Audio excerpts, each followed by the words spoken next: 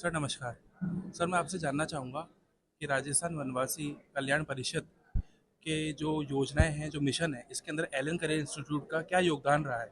उसके बारे में कुछ बताइए। देखिए, हमारा तो योगदान अभी शुरू हुआ है। हमको पिछले 4-5 सालों से जोड़ा गया है और हमारे चूंकि परिवार के कई सदस्य इस तरह की संस्थाओं से जुड़े रहे। पहले बड़े भैया भारत विकास परिषद में सक्रिय रहे और हमारा परिवार में कई तरह के जिस तरह के प्रकल्प है उसमें कहीं ना कहीं सहयोग रहा। मैंने आपको पहले भी बताया, लेकिन ये इससे देख करके, इसमें जुड़ करके बड़ा ही अच्छा लग रहा है। मैं सीताबाड़ी भी गया इनके वहाँ कार्यक्रम में। वहाँ जो बच्चों का मैंने सब जानकारी करी और उसको जब अपने आंखों से देखा, वास्तव में लगा कि हमारा देश कितना कितना मतलब किस तरह की वो साजिश की तरह से उसको हमसे दूर किया गया। उसको अब अगर अगर हम नहीं ठीक करेंगे तो ये हमारे देश के लिए एक अंदर ही अंदर, कहते हैं ना, बीमारी, कैंसर की तरह एक खोखलापन हो रहा है। उसको दूर करने का ये प्रयास वनवासी कल्याण परिषद का जो हो रहा है, निश्चित ही वो हम सबके लिए एक हम सबके लिए एक ये प्रेरणा है और हमको इसके अगर कोई आदिवासी या वनवासी क्षेत्र से अगर कोई छात्र आता है और वो एलन करें इंस्टीट्यूट में पढ़ाई करने का सपना देखता है, तो आप एलन आर्थिक रूप से उसको किस तरह से मदद ये करता आप वनवासी कल्याण परिषद के जो हमारे भवानी शंकर जी, वो हमेशा ऐसे बच्चों को लाते रहते हैं और हम उनका पूरा सहयोग करते हैं। ये इस आप मामले में तो एलन के कैरियर में बोलना चाहूँगा कि अध्यक्ष होते हुए कि ये लोग तो बहुत सहयोग कर रहे हैं। हमारे जो भी अच्छे बच्चे हैं, टैलेंटेड, उनको ये फ्री में कोचिंग आगे की जितनी भी, अगर इंजीनियरिंग की या मेडिकल की चाहिए तो पूरी फ्री में हमें हमारे बच्चों को दिलाते हैं। इस मामले में वो इनका तो बच्चों को पूरा लाने का काम इनका रहता है, लाने का उनका काम परिचय हमारा इनका है। हम बाकी उसको करते हैं। हम जिनको ये बोलते हैं उनको ये पूरा सहयोग करते हैं बच्चों को आगे बढ़ाने में। है? सर एक आखिरी सवाल मैं आपसे करना चाहूँगा कि आरएसएस के जो संस्थापक रहे हेडगेवर जी, उनके जीवन और विचारधारा से आपने क्या सीख ली? मैं तो बचपन में उसी स्कूल में पढ़ा हूँ, स्वामी विवेकानंद में। बस यही सीखा है, भारत प्रथम, मेरा देश प्रथम और हम सब एक हैं, ये बहुत बड़ी भाव है। हम भारतीय पहले हैं। मैं तो उनके कई संगोष्ठी में भी, मैंने अभी जो वर्तमान हमारे जो आरएसएस के प्रमुख हैं, उनके साथ मेरे को कई ऐसे अवसर मिला। उनकी जब मैंने उनके जब विचार को मैंने सुना तो मुझे लगा कितना व्यापक विचार है। मतलब वो वसुधैव कुटुंबकम की जो भाव है, वो हमारा ये आरएसएस और ये जो हमारी संस्कृति है, इसको आगे बढ़ाने का वो काम कर रहे हैं। और ये पूरे विश्व के लिए बहुत जरूरी है, क्योंकि जिस युद्ध की अग्नि में विश्व आज तप रहा है, उसको अगर बचाना है तो इसी विचारधारा से हम बच सकते सर आज 26 जनवरी है, समस्त देशवासियों को आप बधाई संदेश में क्या कुछ कहना चाहेंगे? हैं। देशवासियों को यही कहना है कि हमको, मैंने आपको अभी वही बोला कि हमको हमारी संस्कृति की रक्षा करते हुए हमारे जो मूल सिद्धांत है उसके ऊपर ही आगे बढ़ना पड़ेगा, तभी हम विश्व के गुरु वापस बन पाएंगे। बहुत बहुत धन्यवाद हमारे साथ जुड़ने के लिए। सबसे पहले तो मैं आपसे जानना चाहूँगा क्या 26 जनवरी है, गणतंत्र दिवस है, संविधान दिवस है, आप बधाई संदेश में समस्त देशवासियों को क्या कुछ कहना चाहेंगे? समस्त देशवासी जो संविधान में हमारे कर्तव्य है, हमारी ड्यूटीज है, उनका सब पालन करें और संविधान के अनुसार चलकर अपने जीवन को, समाज जीवन को, राष्ट्र जीवन को उन्नत करें। यही मेरा सबको कहना है। कहना जो आपने कहा वही है। आज संघ कार्यालय में जाकर देखो, सब जगह तिरंगा फहरा रहा है। इसलिए कहने वाले कुछ भी कहें, किंतु जो है वो दिखता है ना। और फिर आप इसके बारे में जो आपकी जानकारी, उसी जानकारी को लोगों तक पहुंचाइए।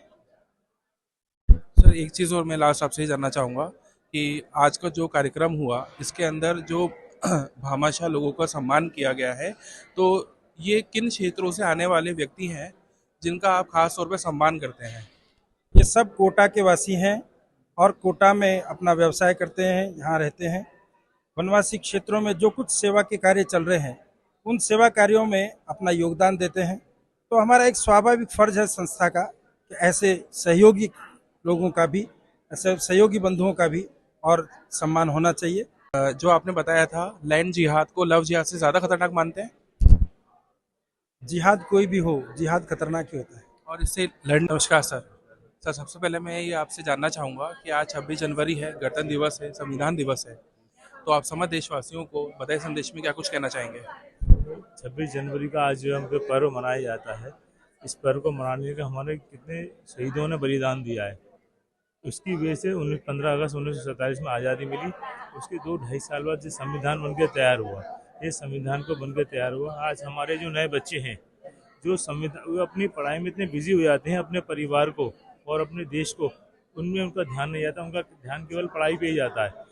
वो उसको अपने संविधान को समझें, उसका सम्मान करें, अपने तिरंगे का सम्मान करें। कहीं भी आपको तिरंगा यदि नीचे गिरा हुआ मिल जाए उसे उठाएं और अच्छी सुरक्षित जगह पर रखें। मैं तो यही निवेदन करूँगा कि कोटा का जो अपना ये विद्यार्थी है, ये कहीं ना कहीं किसी इसमें भटक गया है। उसमें कोटा में जितने भी काउंसलर हैं, डॉक्टर अग्रवाल साहब हैं, ये हैं, तो इसमें मिलकर कोटा के जो है इसको सुधारें और जो अपने नए बच्चे हैं उनमें देश के प्रति मान सम्मान और एक गर्व की भावना महसूस करें कि हम हिंदुस्तानी हैं। आज हमें यहाँ हम जो खड़े हैं इसके लिए हमारे पूर्वज जिम्मेदार हैं। उनकी उनकी मेहनत और लगन की वजह से हम आज यहाँ हैं। सर एक क्वेश्चन हो रहा है मेरा आपसे, चूंकि आप एक बहुत बड़े उद्योगपति हैं और एक उद्योगपति होने के तौर पे अगर आप देखते हैं कि राजस्थान वनवासी कल्याण परिषद की जो ज़रूरत है उनको पूरा करने के लिए आपके पास क्या योजनाएं हैं, और अभी आप संगठन से जुड़े हैं और इतना अच्छा यहाँ पे कार्यक्रम रहा है, वनवासी बच्चों ने बहुत ही अच्छा डांस भी किया था, प्रेजेंट किया था, लोकगीत गाए थे। तो अगर ये समाज आगे बढ़ रहा है तो एक उद्योगपति होने के नाते आप उनको किस तरह का सहयोग प्रदान कर सकते हैं? वनवासी परिषद एक संस्था नहीं है, ये एक परिवार है जिसकी स्थापना 1952 में हुई थी। बाद में जाकर ये अपने 1978 में कार्यान्वयन हुआ।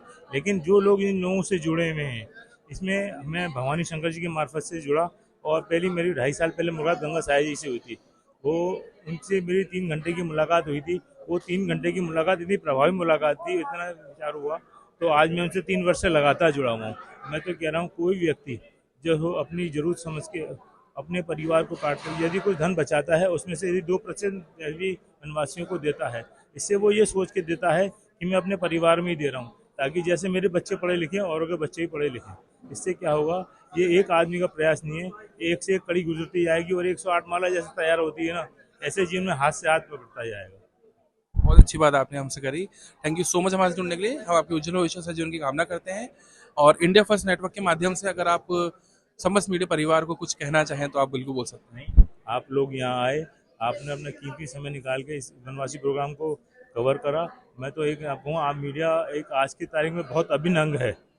ये एक ऐसा अंग है, ये पूरे समाज को एक गति देता है, समाज को सही संभावनाओं में आगे ले जाता है और कोई भी घटना करती है उसको जनता के सामने लाता है और समय समय पे सरकार को भी चेताता है, सरकार को मार्गदर्शन देता है और काफ़ी लोगों को मिलजुल के जो इसमें एक जो आप जो लोग गति देते हो अपने मार्फत, जो अपने मीडिया के थ्रू जो जनता को एक संदेश देते हो, तो इस तरह के आपको संदेश देने चाहिए। और एक निवेदन और करूँगा कि कोटा की जनता को इस वक्त क्या है, मीडिया की बहुत सख्त जरूरत है। कोटा एक एजुकेशन सिटी है, कोटा में ये बड़े बड़े इंस्टीट्यूशन है, पता नहीं किस वजह से ऐसा हुआ। मैं ऐसा निवेदन करूँगा कि कोटा के बारे में सब अच्छा चले। बिल्कुल सर, आपका आदेश सर आँखों पर है और